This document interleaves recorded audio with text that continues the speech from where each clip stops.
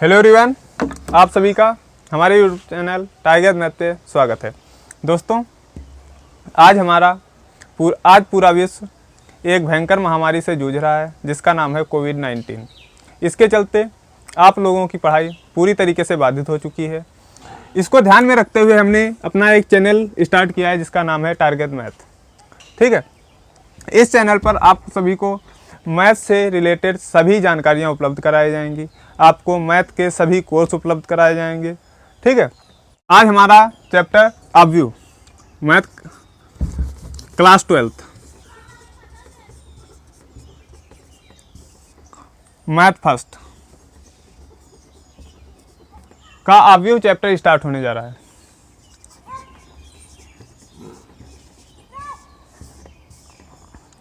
देखिए, किसी भी चैप्टर को स्टार्ट करने से पहले हमें ये जान लेना चाहिए कि ये चैप्टर है क्या, किस चीज़ के बारे में। तो देखिए, अवयव क्या होता है। अवयव जो है, जब हम mn संख्याओं को, हमारे पास अगर मान लिया mn संख्याएं हों, mn मतलब m इंटू n संख्याएं हों और उन्हें किसी क्रम में लिखना हो, तो क्या करेंगे, mn संख्याओं को हम अगर m पंक्तियों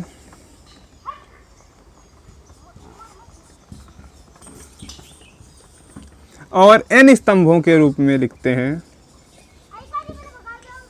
मतलब mn संख्याओं को m पंक्तियों और n स्तंभों के रूप में लिखा जाए तो जो आयताकार सारणी प्राप्त होती है उसे ही हम क्या कहते हैं, अवयव कहते हैं। जैसे मान लिया हमारे पास कुछ संख्याएं हों और हम उनको लिखें, जैसे मान लिया 2 3 5 4 3 2, मान लिया हमारे पास ये संख्याएं हैं,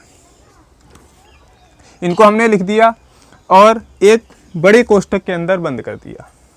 ये हमारा सिंबल किसका है, बड़े कोष्ठक का, इसके अंदर बंद कर दिया।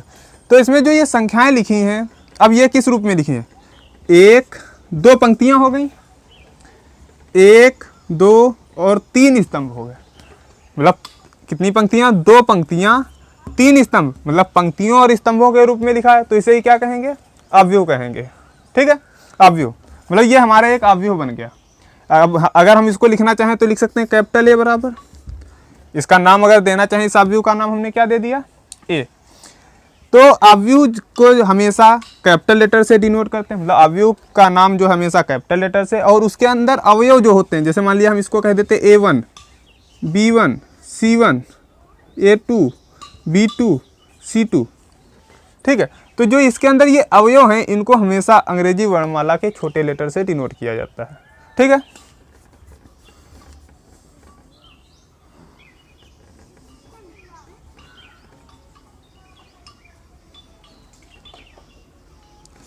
और इसके अंदर जो ये संख्याएं दी होती हैं, जैसे ये जो संख्याएं दी हैं, इनको हम क्या कहते हैं, अवयव। ये सब क्या हैं, अवयव हैं। और अगर इस अवयव का क्रम पूछा जाए, जैसे पूछ दिया जाए क्रम या कोट, अवयव का क्रम या कोट,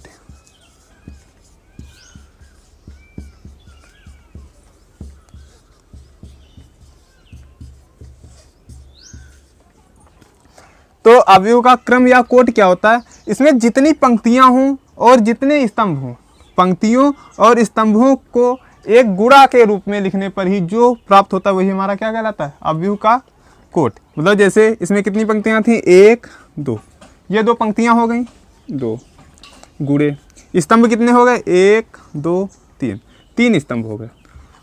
तो 2 पंक्तियां 3 स्तंभ, तो इस रूप में जो ये लिखा हुआ है, मतलब 2 इंटू 3, यही क्या हो गई, हमारे अवयव की कोटि हो गई। मतलब कोटि कहो या इसे क्रम कहो। ठीक है, इतना हो गया। अब इसके बाद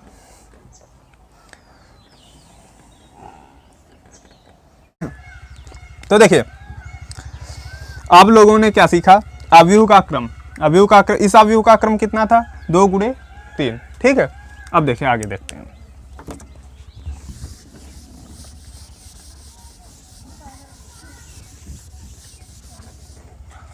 अब ऐसे ही अगर पूछ देता, मान लिया हमारे पास दिया था 2 3 4, ऐसे कोई अवयव दिया हो, ये भी एक अवयव है, इसमें एक पंक्ति है, 1 2 3 स्तंभ है।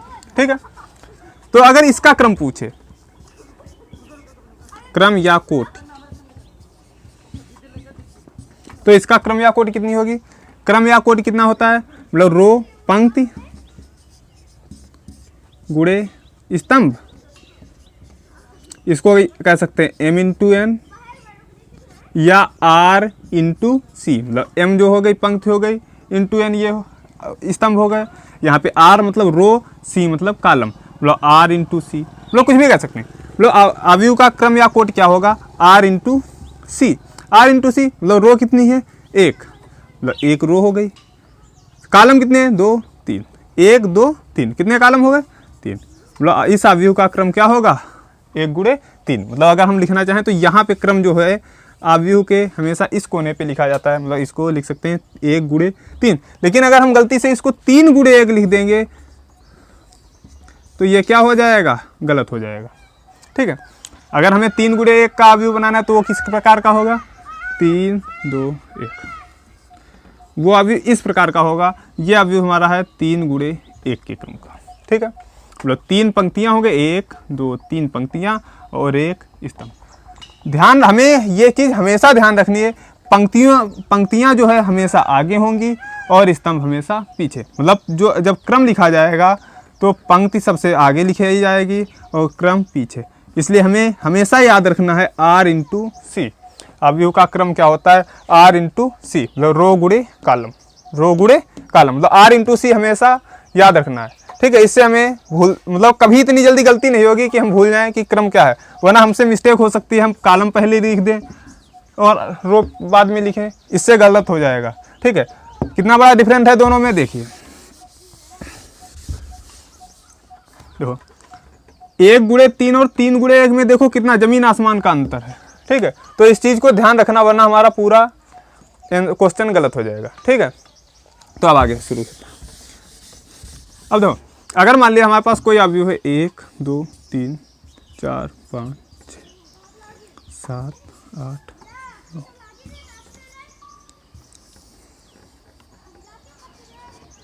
मान लिया हमारे पास कोई ये एक अवयव है a बराबर। अब कह रहा है कि मतलब अगर हम इसको अंग्रेजी वर्णमाला के अक्षरों के रूप में निरूपित करें, ठीक है, मतलब इसके क्रम के अनुसार इसको लिखें तो क्या हो जाएगा, बताया था कि अवयव को हमेशा कैपिटल लेटर से, मतलब अवयव के नाम को हमेशा कैपिटल लेटर से और उसके अवयवों को हमेशा स्मॉल लेटर से डिनोट किया जाता है। तो मान लिया हमने इसके अवयवों को ए से डिनोट करना शुरू किया, ए, ठीक है, ए, तो क्या हो जाएगा, पहली रो पहला कॉलम, मतलब अब यहाँ पे हम पहले रो को क्या लिखेंगे आई और कॉलम को क्या लिख देंगे जे, मतलब आई और जे, आई मतलब हमारा क्या होगा पंक्ति और जे क्या हो गया स्तंभ।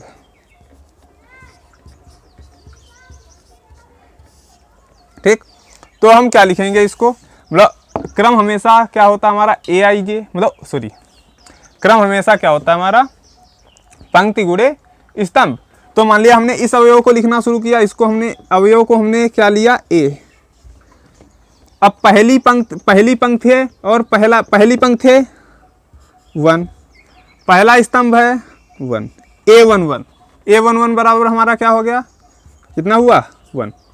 ऐसे अगर हम लिखना चाहते A1 पहली पंक्ति दूसरा स्तंभ तो A1 2, मतलब पंक्ति स्तंभ बराबर कितना हो गया 2। ऐसे पहली पंक्ति मतलब A पहली पंक्ति है तो 1, तीसरा स्तंभ है तो 3, तो A1 3 बराबर हमारा कितना हो गया 3। ऐसे ही होता है A, अब इसमें तो खत्म हो गया, अब दूसरी पंक्ति है तो दूसरी पंक्ति A2, दूसरा स्तंभ है वो सॉरी दूसरी पंक्ति है पहला स्तंभ है तो A2 1 इक्वल टू कितना हो जाएगा हमारा 4। ऐसे A दूसरी पंक्ति है दूसरा स्तंभ है मतलब 2 2 कितना हो गया 5। A दूसरी पंक्ति है तीसरा स्तंभ है A2 3 कितना हो गया 6। ऐसे तीसरी पंक्ति है पहला स्तंभ मतलब A3 1 कितना हो जाएगा 7। ऐसे तीसरी पंक्ति है दूसरा स्तंभ A3 2 कितना हो जाएगा 8। तीसरी पंक्ति है तीसरा स्तंभ A3 3 कितना हो जाएगा हमारा 1। तो हम इसके ये क्या हो गया, इसके अवयवों को हम इस तरीके से निरूपित कर सकते हैं। ठीक है, इसका मेन रूप क्या है, ए आई जे। इसका मेन रूप क्या हो गया, ए आई जे। मतलब आई यहाँ पे क्या है, पंक्ति है, और जे क्या है, स्तंभ। आई क्या है, पंक्ति, जे क्या है, स्तंभ। मतलब पंक्ति जो आगे लिखी होगी वो पंक्तियों की संख्या होगी, जो पीछे होगी वो स्तंभों की संख्या। मतलब ये हमारी पंक्तियों की संख्या हो गई, ये स्तंभ, ये पंक्ति नंबर हो गया, ये स्तंभ नंबर, ये पंक्ति नंबर, ये स्तंभ नंबर। ठीक है, तो ये ध्यान रखना।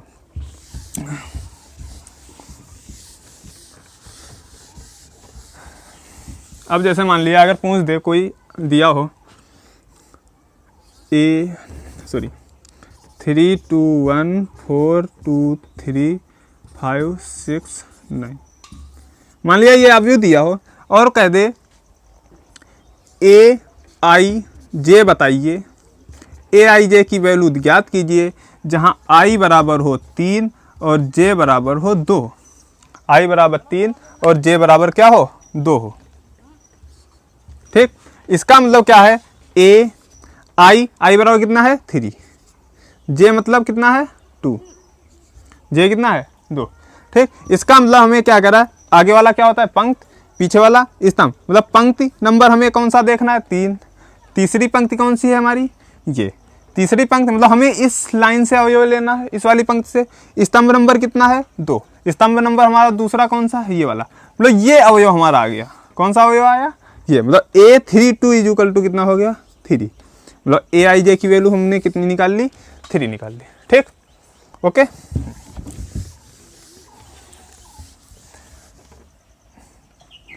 हाँ, अब अगला क्वेश्चन देखो। जैसे आप मान लिया कह दे ए आई जे बराबर दिया हो तुम्हारा I+2/j+3, और कह दे कि 2 × 2 के क्रम का अवयव हमें बताइए। मतलब पूछे कि 2 × 2 के क्रम का अवयव ज्ञात कीजिए। मतलब 2 × 2 के क्रम का अवयव ज्ञात करो जहां यदि करते, यदि। ठीक, ये है तुम्हारा क्वेश्चन।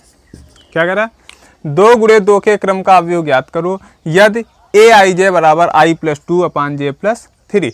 मतलब अगर हमें अवयव बनाए, अब अगर हम 2 × 2 के क्रम का अवयव बनाएंगे तो क्या होगा, ए बराबर A11 A12 A21 A22।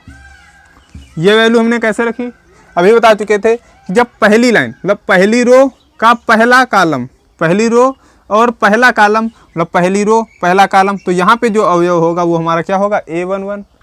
पहली रो है, दूसरा कॉलम है, मतलब यहाँ पे जो हमारा अवयव होगा A12 होगा। पहली, अब दूसरी रो है, पहला कॉलम है, मतलब यहाँ पे जो अवयव होगा उसका नाम क्या होगा, A21 होगा। दूसरी रो है, दूसरा कॉलम है, यहाँ पर जो अवयव होगा उसका नाम होगा A22। 2 × 2 के क्रम का अवयव बन गया। ये हमारा किस क्रम का है, 2 × 2।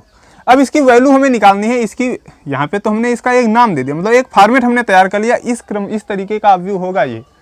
लेकिन अभी हमें यहाँ पे रखना क्या, इसकी वैल्यू रखनी है। मतलब A11 की वैल्यू, A12 की वैल्यू, A21 की वैल्यू, A22 की वैल्यू। तो ये सब वैल्यूज हम कहाँ से निकालेंगे, जो हमारे पास ये दिया है। क्या दिया है, ए आई जे बराबर I+2/j+3। मतलब ए आई जे मतलब A11 निकालना है। मतलब आई के स्थान पे 1, जे के स्थान पे 1, तो आई की वैल्यू इसमें रख दो, जे की वैल्यू रख दो, तो क्या हो जाएगा, एक आई की वैल्यू कितनी हो गई, 1 +2 जे की वैल्यू कितनी है, 1 +3, तो कितना हो गया, 1 + 2 3 बटे 1 + 3 4। मतलब A11 बराबर कितना हो गया, 3/4। ऐसे A12 हमारा आई की वैल्यू 1, आई के स्थान पे क्या रखेंगे, 1 +2 जे की वैल्यू कितनी है, 2, जे के स्थान पे क्या रखेंगे, 2 +3। 1 + 2 कितना हो गया, 3 प्लस बटे 2 + 3 कितना हो गया 5।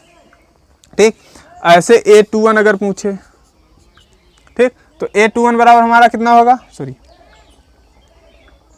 A21, तो A21 की वैल्यू I बराबर हमारा कितना हो गया 2, I बराबर इस बार क्या हुआ 2 और J बराबर 1, तो I की वैल्यू 2 रखेंगे तो 2 + 2 अपॉन J की वैल्यू 1, तो 1 + 3 इक्वल टू कितना हो जाएगा 2 और 2 4 बटे 1 और 3 4, कैंसिल हो जाएगा, कितना बचेगा 1। A22 निकालेंगे अगर A22 मतलब I बराबर भी 2 हो गया, J बराबर भी 2, मतलब I की वैल्यू भी 2, 2 + 2 अपॉन J की वैल्यू 2, 2 + 3 मतलब 2 + 2 कितना हो गया 4 बटे 2 + 3 कितना हो गया 5, कितनी हो गई 4 बटे 5। सबकी वैल्यू निकल आई, तो हमारा अवयव क्या हो जाएगा, A बराबर वैल्यू पुट कर दो, A11 की वैल्यू 3/4, A12 की वैल्यू 3/5, A21 की वैल्यू 1, A22 की वैल्यू 4/5। ये हमारा अवयव तैयार हो गया, ये हुआ हमारा आंसर। ठीक, इसी तरीके से 2 × 2 के क्रम का, 3 × 3 के क्रम का, 4 × 4 के क्रम का या 2 × 3 किसी भी क्रम का अवयव पूछे हम क्या कर सकते हैं, निकाल सकते हैं। ओके दोस्तों, ये था आज का हमारा वीडियो। ठीक है, अगर वीडियो आपको अच्छा लगा हो तो इसे लाइक और शेयर करना ना भूलें और इसे अपने ज़्यादा से ज़्यादा दोस्तों तक फैलाएं, ताकि जिसको इन सब चीज़ों की ज़रूरत है वो इस चैनल तक पहुंच सके। और हाँ, हमारे चैनल को सब्सक्राइब करना ना भूलें और बेल आइकन भी दबाना ना भूलें, ताकि डेली के डेली वीडियोज अब आपको मिल सकें। ठीक है, अगर आपको कोई प्रॉब्लम आती है या आपको कोई भी ऐसा पार्ट है जो समझ में नहीं आया तो नीचे कमेंट में ज़रूर बताएं, ताकि मैं आपको आगे उस पार्ट को समझने में आपकी हेल्प कर सकूं। धन्यवाद दोस्तों।